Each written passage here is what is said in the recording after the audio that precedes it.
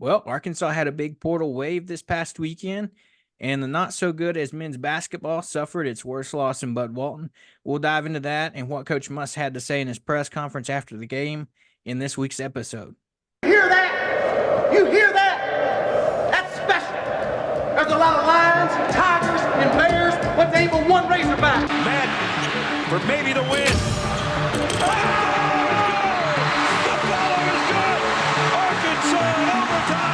I think he just made SportsCenter again. Arkansas is in hog heaven. They won the first ever national championship. All I want you to do tonight is play your best. Don't worry about making a mistake. You can make a mistake anybody as long as you're going 100 miles an hour. Welcome in to episode 60 of the Woo Pig Weekly Podcast, your weekly source for all things Arkansas Razorbacks. Episode 60 is brought to you by Homefield. Go check them out. Home of Premium Vintage Collegiate Apparel. You know, we say it all the time. They got fantastic stuff. And thanks to our network, Variety Sports Network, you can receive 15% off that first order with Variety Sports in all caps as your promo code. Go check them out today. Fantastic Arkansas gear. I'll be ordering myself plenty of new gear for this upcoming, baseball season, football, and next football season. So go check them out today. And we'll jump in. Like we said, Arkansas had a big portal wave this past weekend where they received 3 different commits over the weekend. And I think these are going to be guys that can come in and be able to contribute right away. These are some guys that Pittman and these coaches are hitting the big need areas with some of these guys. And so the first one you got to talk about is defensive back Marquise Robinson from South Alabama. He's a guy that is experienced, was a part of that team that went into Oklahoma State last season and knocked off Oklahoma State at home. He's a bigger defensive back that can come in and kind of compete with these SEC wide receivers as he's 6'1", 184 pounds. In 2023, he had 35 total tackles, 21 of those being solo, 3 interceptions, 3 pass deflections, and 1 fumble recovery. And he's going to come in with just 1 year of eligibility, so he's going to be able to come in. Like last season, we saw a few guys come in and contribute right away. So, what's your first thoughts about, this defensive back we picked up? Just some added depth with a guy that's got a lot of collegiate experience trying to, show his hand with what he's able to do in the SEC. I think he'll fit in well. He's kind of one of those do-it-all type of backs where you can play him in a couple of different coverages if you need to run him in the zone, things like that. He's a little bit bigger bodied, nothing huge, but big enough to at least be able to kind of cover the middle of the field well and maybe make some tackles on a tight end, things of that nature. So definitely excited to see him come in and add a little bit more depth in an area that we need it. So definitely a good get in my opinion. Yeah, very true. And like you said, he's one of those bigger guys, you see a lot of defensive backs, 5'8", 5'10", in that range. He comes in at 6'1", so he's, like you said, bigger, not huge, but the added height, jump balls help him, give some additional things there that he can fight with these, big SEC receivers. And then next guy we'll jump over to is running back Jaquindon Jackson from Utah. This guy is, one of the most interesting ones we picked up, in my opinion, because I didn't really think we were super running back needy with the guys we got coming back and the incoming freshmen we got coming in. But, hey, this coaching staff knows more than we do, and they went out and picked up a really good player in Jaquindon Jackson. He comes in at 6'2", 228 pounds. This past season with Utah, he had 161 carries for 797 yards, which he averaged 4.9 yards per carry. He had 4 touchdowns. He also had 9 receptions for 53 yards. And so this is a guy that can come in and just give added depth to this running back room where we'll probably use 2 or 3 guys this year. It wouldn't surprise me at all, especially with the Petrino-style offense, liking to get different guys in and on the field, switch them into different spots, whether it's line them out wide and different, positions in the backfield. The one interesting thing about this guy, he was rated as a 4-star quarterback coming out of high school in Duncanville, Texas, where he was originally committed and enrolled at Texas, where he spent 6 months at Texas, enrolled in June, and by December he had decided to transfer out and transferred over to Utah. So, Jaquindon Jackson, what do you think about this pickup for Arkansas? I think he's had a little bit of a wild ride in college so far. I think he's trying to find his place. I thought he played great at Utah. Utah was a pretty solid team this past year. I think they maybe underperformed a little bit of their expectations, but obviously so did we. Anyhow, the coolest story about it, is just he was at Texas. I think around the time he decommitted was around the time Arch Manning had committed to go there. So knew there was going to be a flooded market in the QB side of things, as well as they're pretty running back heavy as well with some studs that they've had. So going to get some playing time, and then I think he's trying to make his way kind of back to a bigger boy football type program. Really, some of his highlight film is incredible. If you got a chance, look him up on YouTube. Go see some of his highlights from last year. Had some great runs. The one thing that stuck out to me the most on some of the things that I saw was just his yards after contact. He's not a guy that just goes down on that first hit at all. So that's something that I think Arkansas will be appreciative of. I think we had some issues with that over this past year.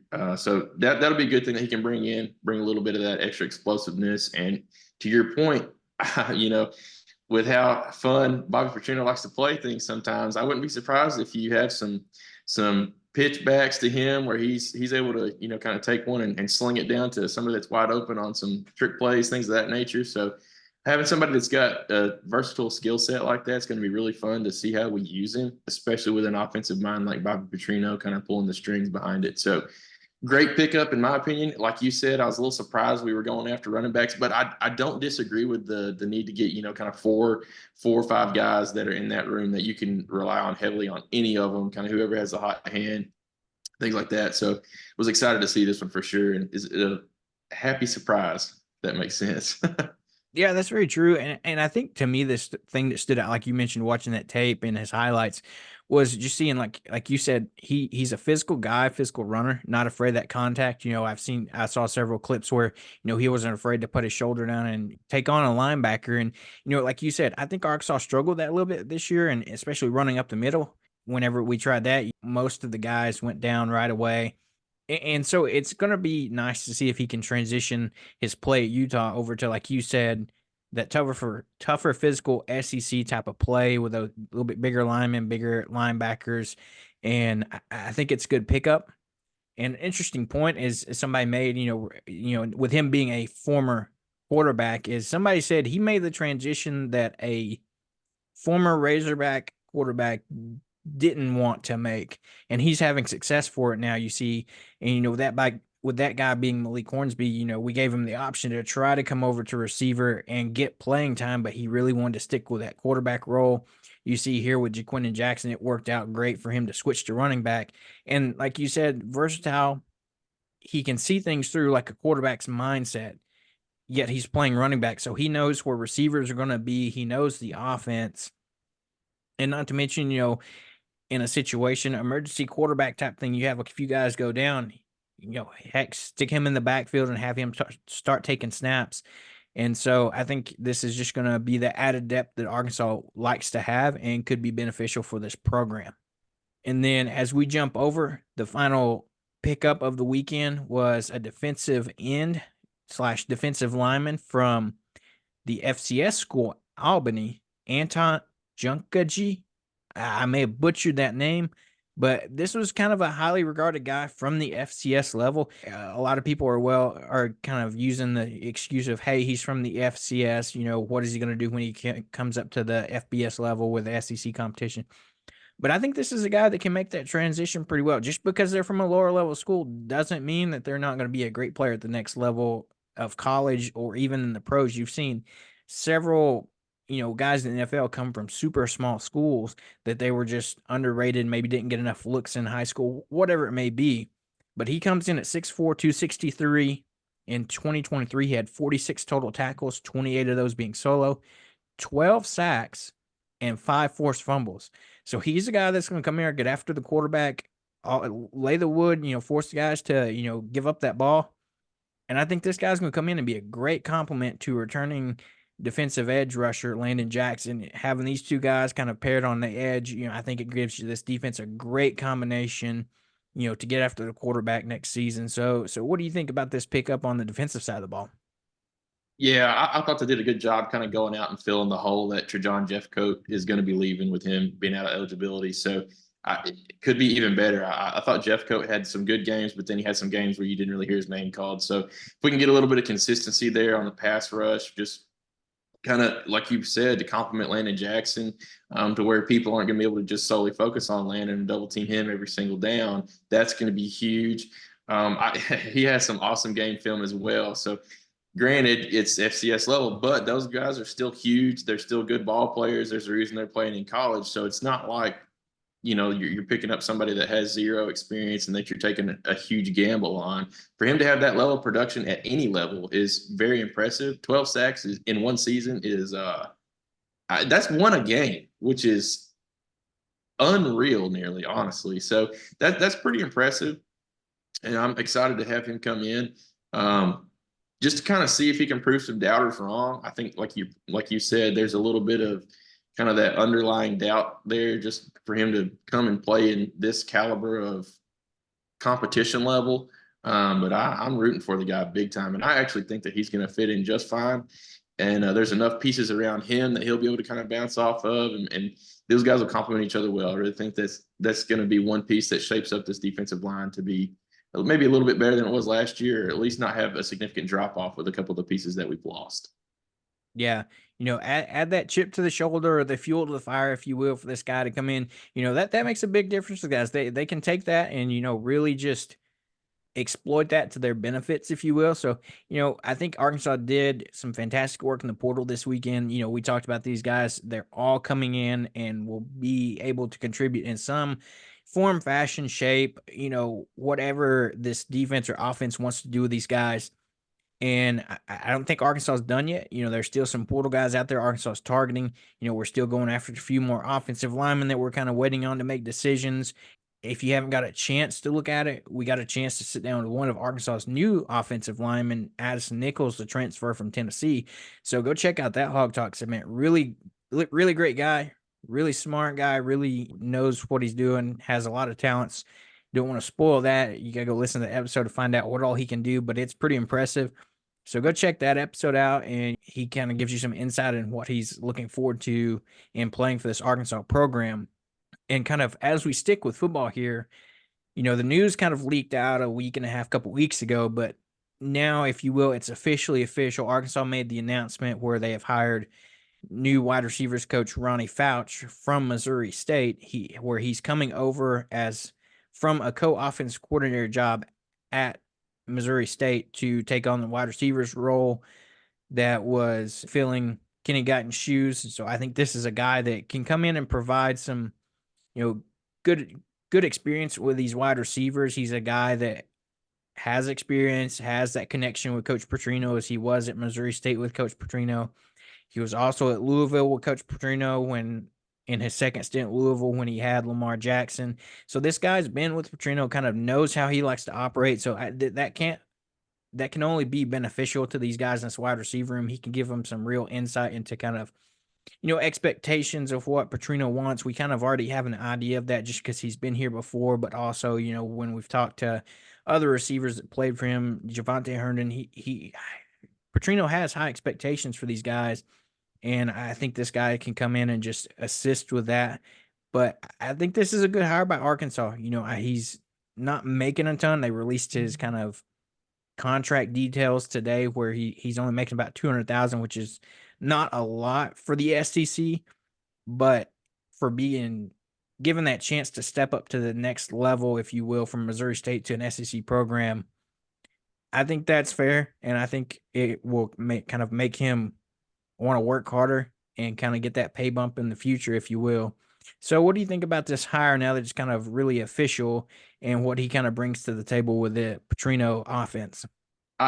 To your point, you said it a second ago. I think the biggest thing is that he already understands Petrino's offensive styles, probably a lot of the lingo, scheming, a lot of those things. So that'll come naturally where you don't have to have somebody kind of relearn a new system and then them try to teach it to new players and things like that. So I think that'll give us a little bit of a head start on getting all of our wide receivers up to speed on everything Bobby Petrino related.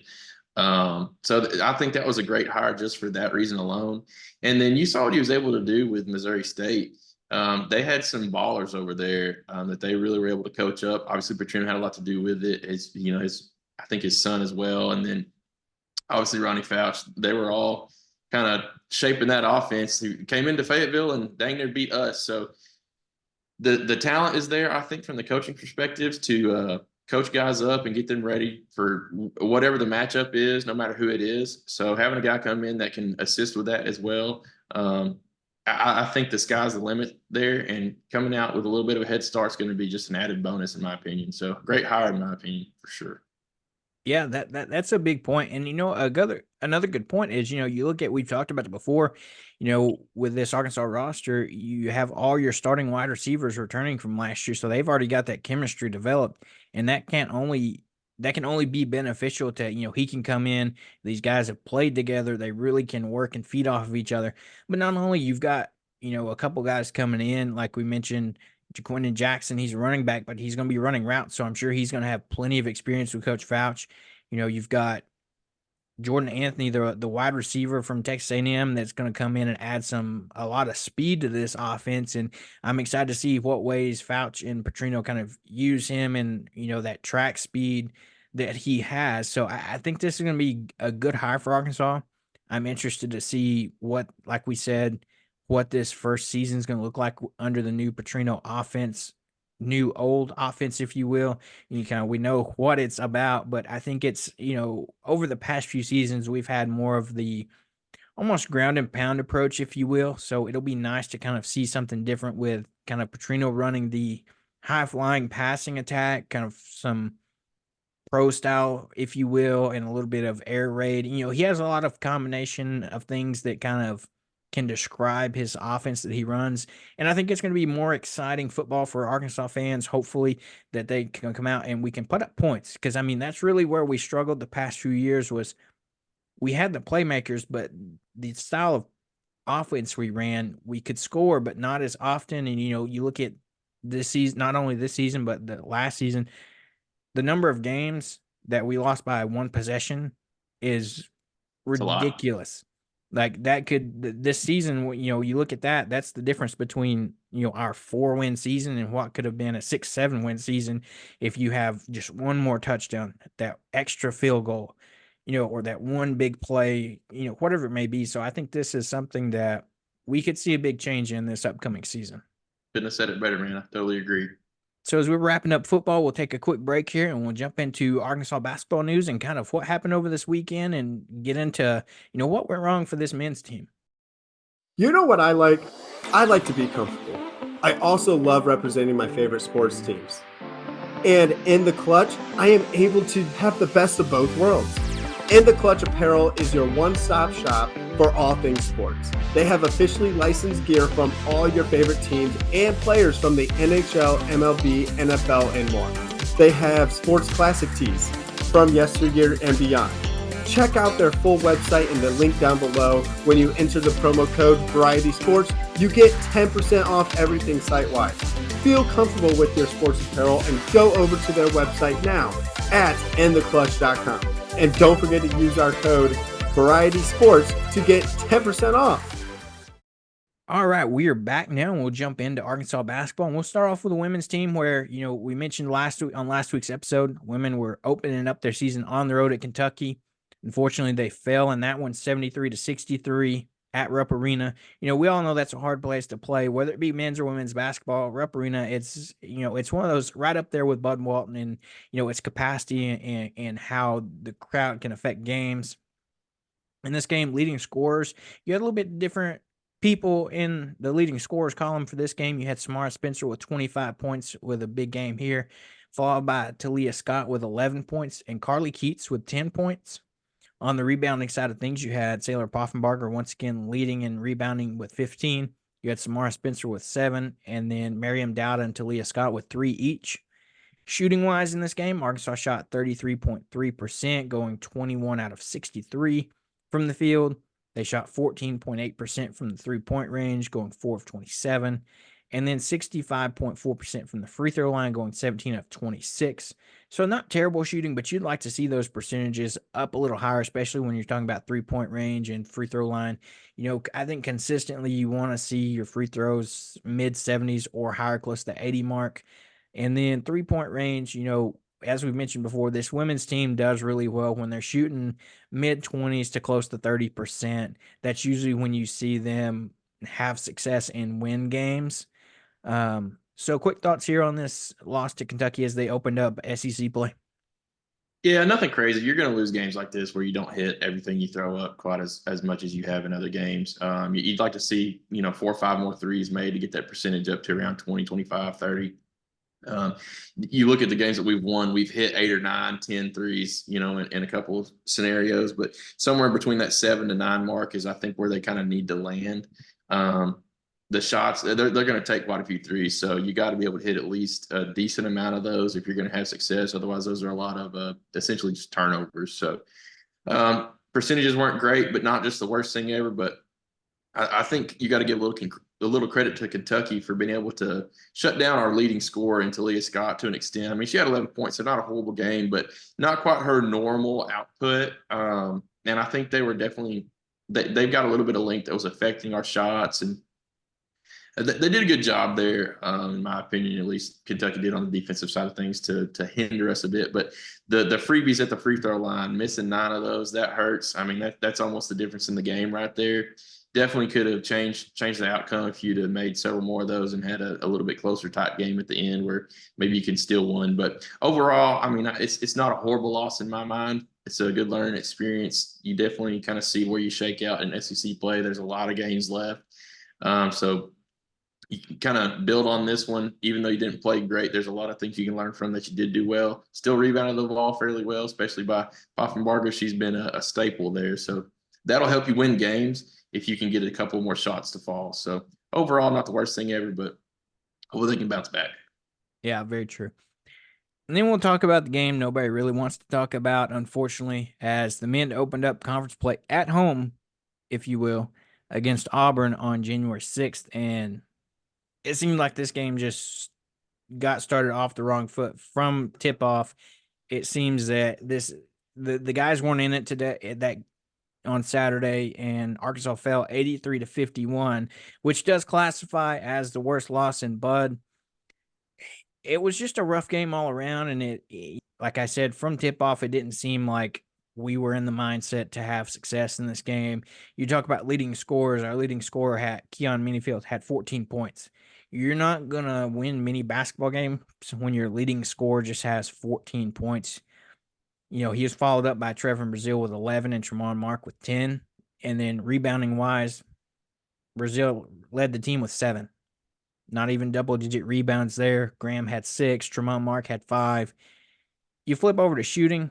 Arkansas didn't have the worst shooting as far as, your from the field and your three-point range. Really, the big spot comes in when you talk about free throws. So, shooting-wise, 31% from the field, 18 of 58, 29.2% from three-point range, 7 of 24.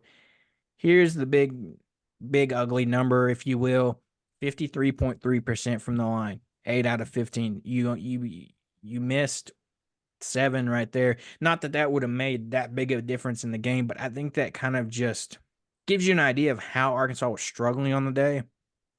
I mean, there's not much to say on this game as far as good things. I mean, what did you see from this team on Saturday as they opened up conference play?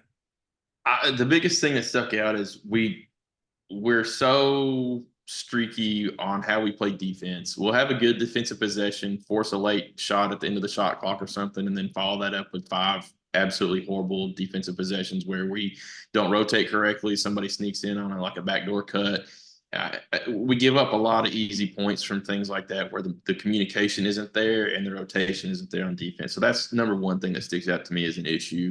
And it's been an issue all year. It's reared its head in certain games. And then we've done better about it in certain games. The Duke win kind of sticks out as one that we played pretty well in defensively.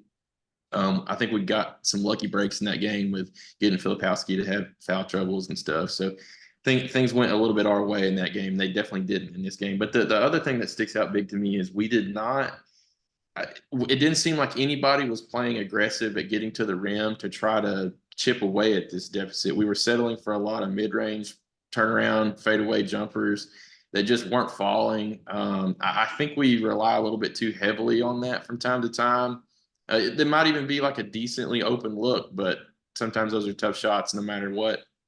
And they just weren't falling as often as they sometimes will. And so that definitely hindered us getting to the free throw line. I didn't think we got aggressive enough. And that right there kept a lot of Auburn's players available late down the stretch, which, I mean, it didn't matter. It was a blowout by then anyway. But at halftime, we were only down 7, and Auburn had gone on a little quick run right before half. It was actually pretty close first half, and then just things spiraled out of control, and we weren't able to chip away the right way to get back in it with hard defense, a couple turnovers to, kind of steal some points. That didn't happen. And so those are the big things that stick out to me that are really some struggles with this team right now is we don't create a lot of offensive possessions off of defensive turnovers like previous Musselman teams have. And then just sometimes the lack of effort on the offensive side of things on getting to the rim, kind of getting down low and getting those dirty baskets or just getting to the free throw line and being able to knock them down. Obviously, the percentage was horrible in this game. Granted, we didn't take a lot of shots there. So, you look back at the game prior to this one against Wilmington and we shot 40 free throws. Granted, I mean, the refs are maybe a little bit trigger happy on the whistle, but yeah, I mean, that's a little bit more of what we should be looking like, 20 to 25 to 30 range a game. That's kind of the Musselman style. So it seemed like we didn't play the way that he wanted to. A lot of settling was happening. And then obviously later in the second half, I think there was some quit. Unfortunately, you definitely saw it. You don't want to admit that and say that was there, but it was definitely there. And so definitely a lot of things to be frustrated about. If you're a coach, there's a lot of things that need corrected from a mentality and effort. Communication is, I think that's one of the things we're lacking the most. The guys are not playing well together on defensive possessions. We're not really on offensive possessions either. We play a lot of street ball too often. I think Minifield has helped us a lot now that he's come in, at least providing some identity on some pick and roll action and things like that. We don't look like a team when we're playing defense though, and that is killing us right now. So there's my way overwinded take. Yeah, we'll dive into what Coach Muss had to say in his post-game presser, and not only that, in the presser he had yesterday on Monday and what he kind of said and it was takeaway and what he's kind of changing this week. We'll hit this Georgia basketball game. The women's team came back home from that loss in Rupp, and sure did they bounce back, in a good way, flip the script of what happened to Arkansas, and they did that to Georgia. They won this game 83-43, 40-point win for the women's team back here in Bud. So I think they did what this men's team really needs to do is look at a loss and really flip the script and come out ready to go and ready to play. And they, not to mention, they did this without Talia Scott as she sat out this game due to some back issues. So leading scorers in this game, you had Michaela Daniels with 24 points, which was a season high for her. You had Carly Keats with 16 points, and then Samara Spencer and Taylor Poffenbarger both having 15 points each. So the scoring was spread out across this roster in this game. Leading rebounders for the Ladybacks were Taylor Poffenbarger with 17. So you see her having a double-double with 15 points, 17 rebounds. You had Miriam Dowdle with 11 rebounds. Michaela Daniels with 7 rebounds. This team was just cleaning up all the boards in this game. And then shooting-wise, we mentioned this team, when they shoot better, you see more success. And that's going to be for any team. But if you look specifically at this women's team, they seem to have more luck, especially when you're talking about three-point range, when they have higher percentages. 9 out of 10 times, they're going to have a better chance at winning these games. So you look at their shooting percentages, 37.1% from the field, 26 of 70. They put up 70 shots in this game. You look at that three-point percentage I was talking about, 41.2%. That's a massive step up from that game against Kentucky. They hit 14 of 34. And the free throw line, like we said, they improved their free throw shooting as well, 77.3%, 17 out of 22, so they only missed out on 5. They bounced back in a big way, and I think this shows kind of what Coach Mike Neighbors is instilling in this team and having them bounce back that we might not necessarily have seen last year where, they'd have a loss and then go on a skid of 2-3 losses where, look at this season. We had that loss. We bounced back. Next game came out and won by 40. Not saying that's going to happen every time by 40, but we're going to be able to take losses, see what we did wrong, and be able to flip the script and come out and have success the next game out. Yeah, very true. I think the biggest thing is trying to find some consistency on the 3-point side of things. We're going to shoot the shots. I mean, we're averaging probably 30 takes a game from three. If we hit 10 or more, or even 8, 9, somewhere along those lines, it seems like we stack up better. I mean, obviously, you make more shots, you win more games. But I think there's kind of that happy medium mark there where even when you're shooting your 3-point percentage better than from the field, that's a little bit unconventional, but it means you can win games in a different manner than normal teams might have to. So even if you're not able to kind of get down low or things like that, if you're able to hit 8 or 10 threes, that can kind of make up that disparity. And on the flip side of that, if you're able to kind of get down low and have a really good percentage down there, you can make up for the fact that you might not hit as well on three. So finding some consistency in those two facets is going to be huge. You see it from time to time where, games like this just click on all cylinders. And then obviously hitting free throws is big too. So overall, like you said, great bounce back game. Sailor Poffenbarger has been so fun to watch this year. I mean, she's making a big case for, being first team All SEC, just with what she's able to do on the glass is incredible. And then she's got 3 or 4 double doubles at this point, I think, in the year, with some 10, 12, 15-point games on top of, significant double-digit rebounds. So she is balling out down there and making her presence known for sure. So I think she does nothing but help us as well. Yeah, she's making that second-year leap pretty well. And, there's only one thing you got to say about, like you mentioned, these, we're shooting these threes and they're going to shoot them no matter what. Shooter's going to shoot. So, I mean, you can't tell them not to, because then you won't have games like this where you're hitting 41% from 3-point range. So let it fly. Let Sailor Poffenbarger keep, banging in the glass and pulling down those boards. And I think, like we said, this team has grown every game this season as they're starting to put the pieces together. And so I can't wait to see what we do in conference play. And so now we'll jump over to Coach Muss's pressers that he had. So after the game, I mean, if you watched this, he didn't really know what to say either. I mean, he came in that press conference and really was like 1 through 14 on the team, no effort today. All the questions that the media was asking, he was really like, there's nothing really to tell you. He said, if we had a bad practice, I would tell you. He said, we felt really good about practice, had a good practice before the week up until that Auburn game, and he just doesn't understand why it's transitioning to the court. He mentioned, even the players said it. They felt like there's some quit there. You mentioned that earlier, that this team, it got in that second half and we started getting down, and guys didn't really seem to wanting to fight back.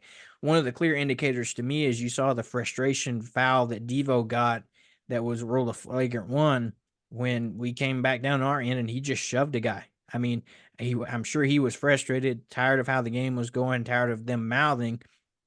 But, I mean, that kind of just sums up the game as you see Devo, one of our usually well-contained players that is a really good defensive player, leader on the team, lose his cool a little bit. And that to me just defines how this game went.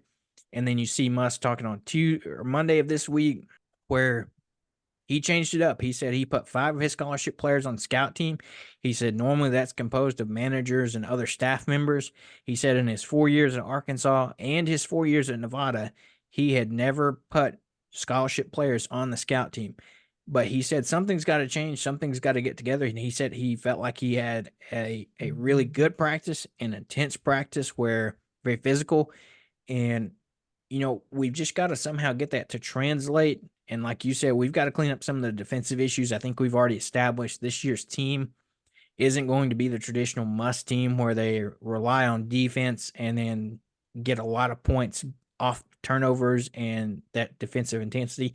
This is going to be a team, if Arkansas has any success, they've got to score points. And right now, where we're sitting this season, honestly, we're on the verge, unless we have some major changes throughout the rest of conference play, at most likely not making the tournament. As of right now, we're not even in the last 4 in, first 4 out. Arkansas is not even in that conversation, which is weird with the success that has been here, that they're not in that conversation to be at least make the tournament. So I mean, I don't know. What's your take from these press conferences and kind of where Arkansas is sitting at going into this 2-game road stretch in conference play? Well, first thing you do, you got to bounce back at some level. Even if it doesn't mean you win, your next game cannot be another blowout scenario like that. The effort has to be there, and if it's not, then I think at that point, then you got to make some serious changes, at least on your rotation, on who's even starting. Who cares if you put in somebody that may not be as talented as whoever? If they're going to give you more effort and they deserve to play more, I think that's what you start looking at to some extent, to try to flip the script to whatever level you can. So that said, um, it's weird to kind of be in the conversation of not making the tournament. At the end of the day, I don't think it's just the worst thing ever if we don't. Everybody's saying that if we don't make the tournament, Musselman's leaving, or we're going to fire Musselman, or whatever the case may be. So first off, the guy's allowed to have a bad year. Too many people are hitting the panic button already on Musselman as a coach. Obviously this team, maybe rightfully so, we might need to hit the panic button to some extent, that just the gel may never solidify between all of it. I don't know. But as far as Musselman goes, though, I think he's earned the time to have, if he has a bad year, to not freak out and think that the wheels are falling off the wagon. Look at what he's done the last 3 years. There's been some skids along the way, but he's made it to 3 Sweet 16s, 2 Elite Eights. That's almost unheard of. So I think everybody's almost gotten spoiled and thinks that that's a given, that we're just going to make the tournament and have this big tournament run. And maybe this is the year that we don't. I mean, it's going to suck if that's the case, but I don't think everybody needs to just freak out as hard as they are right now about it. It's hard to watch. This was an embarrassing game. There's no other way to put it. It really was. But I don't think Musselman's the problem. I really don't. People are trying to point fingers at all over the place right now. Players, coaches. There's rumors swirling of all sorts of craziness, and I don't believe hardly any of it. I really don't think there's a lot behind all of it outside of lack of effort on the defensive side of things. And maybe some of that is, some entitlement from the players. Maybe. I don't know. Maybe we need to quit painting nails and quit dyeing our hair and get out there and play tougher ball. I don't know. I don't really care. I have no input on that. That's just what a lot of what people are saying, is that they need to quit worrying about what they look like so much and just get out there and play hard basketball. And to an extent, I agree with that. So I'm not sure what needs to change. I know Musselman's trying to make changes. You obviously see that with some of the reports that he's putting players on scout team that normally would not be there, and just trying to see what he can get out of these players, and I think teach these players to an extent. I think there's a lot of hard lessons being learned right now. Maybe some of the players even drank the Kool-Aid too early in the season, that we were a lock to, be top 2 or 3 in the SEC and have a tournament run and blah, blah, blah. And the effort hasn't been there to make that happen. I think everybody may have, gotten complacent and thinking it was just going to happen willy-nilly. That takes hard work, and we're not seeing enough of that right now, I don't think. So getting that corrected is definitely a possible thing. And it's even possible this season and to turn the ship around here and kind of get back on track. But it's going to take some significant effort from everybody involved, coaches, players alike, fans too, even. So, like I said, I don't think it's time to hit the panic button on anybody or, anything. Even if we don't make the tournament this season, you're going to have funky things happen from time to time where chemistries just never gel. So it's definitely a learning game, but I'm excited to see what the next couple of conference games look like, just to see if this is going to be who we are. Are we going to be kind of a bottom feeder SEC team for once, which is going to be weird? But if so, I think we as fans don't need to bash the players as hard as we are, or the coaches as hard as we are. I think they've all earned the right to at least try to right the ship without everybody breathing down their neck quite the way that things have seemed so far. But overall, still an embarrassing game, and it hurts. That's for sure. Yeah. I mean, it almost kind of reminds you of Pelfrey era basketball where, we can have big wins, but we also have terrible losses. And this is one of those. But it's like you said, I mean, you think about it, not saying the seasons go exactly to script like 2022 did, but if you remember in 2022, we opened conference play with a 30-point loss. I believe it was on the road. but then they bounced back and won 11 of the next 12 in conference play and had success. Not saying that there's going to have a lot change for that to happen this game, but I think it all bounces back to you can't say it's all must when I think you look at this team, especially in that second half. These guys aren't putting out the effort. Like you said, run guys out there that want to play will give you 110%. We have guys that aren't diving for loose balls like we're used to seeing teams like these Musselman teams going hard after the basketball. And I don't know what it is, like you said, is it entitlement or them kind of, in a sense, drinking that Kool-Aid and being like, oh, yeah, we're locked for the tournament. This Coach Muss has been the past 3 years. We're all going to come in and, whatever it may be. But like you said, not Coach Muss has earned the respect from Arkansas, and just because he's having a bad season doesn't mean we should get up and fire him. Just because you have a bad day at work, should we go ahead and fire you from your job? I don't think so. I know this is a little bit different magnitude, but it's the same principle. Just because you're having a bad stretch doesn't mean we get rid of the guy. Look at what he's done in the 4 years that he's been at Arkansas. So ease off of him a little bit and let him do his job in trying to figure this out. Like we said, he's trying new techniques, trying new different things that he said he's never done before. He's putting in the effort. You can tell he's visibly frustrated on the sideline. So I think you let Muss work on it and do his job, but also in Arkansas as fans, these are still 18, 19, 20-year-olds that are out there. They're I would say trying their hardest, but we're seeing some maybe lack of effort, and maybe that's something Muss needs to address with the team. But still, I think we go out there and support this team as tough as it is, and as much as we want to pull our hair out, I think you still got to go out there and support. So, we'll be back here next week, and we'll see what happens on this 2-game road stretch. We go to Georgia tomorrow on Wednesday, and on Saturday we'll take on Florida on the road. That's going to be a tough matchup, and we'll see what happens. But we'll jump over here to Arkansas soccer, where Arkansas soccer is involved in the transfer portal too. We mentioned it. Kobe Hale's a guy that likes to restock as well, and that's what he's doing. We got several commitments on Monday from transfers. You had Ella Rogers, a midfielder, coming in from Xavier. She was the 2021 Big East Freshman of the Year. Started all 23 games for Xavier in 2023. Finished third on the team in points with 11. Led the team in assists with 5 and had 3 goals. You got Kelsey Euler, from a defender from Gonzaga. She was named All-American second team, started all 18 games for Gonzaga in 23, had 13 shots on goal on the season with 1 goal. You got Jordan Hall, a forward coming in from Arizona that started 10 of the 15 matches they played, had 10 points on the year, which was most on the team. She scored 4 goals in the season. And then a younger player that Arkansas's got coming in that I believe was a freshman this previous season, Dejoni Anderson, a defender out of Daytona State. Not a ton of stats due to her, but she was being a freshman last year. But, Kobe Hale's getting some experience coming in, not just from smaller schools, but you look at Xavier, Gonzaga, Arizona, these schools that have pretty good soccer programs as well. So you got to like what he's doing this year, coming off of a really successful season again at Arkansas. And it just makes me look forward to next soccer season. Yeah, I think they're really building some momentum there. I mean, we talked about it at the end of the soccer season. They had a lot to be proud of, and you could already tell with the recruiting class that they were building, and then now these transfers that they've got coming in that the national recognition is there. People are wanting to come play at Arkansas. I think that's something that's fairly new, at least in the soccer side of things. So that's a really awesome thing to see.